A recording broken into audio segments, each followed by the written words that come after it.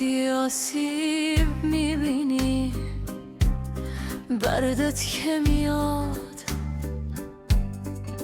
وقتی قلبت میشکنه گریه هاتم بند نمیاد.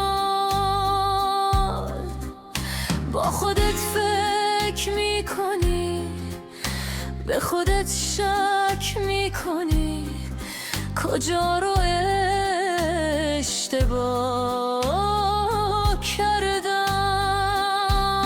یه عمری طول میکشه ولی آخرش میفهمی تو مسافره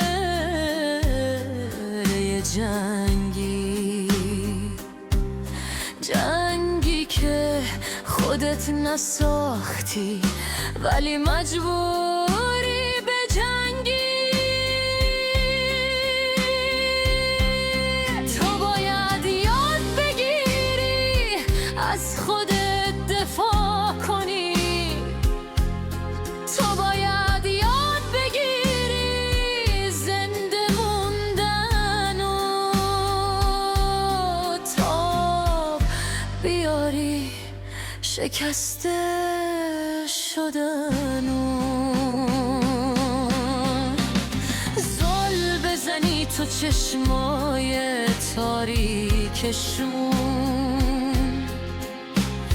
با صدای محکم بپرسی ازشون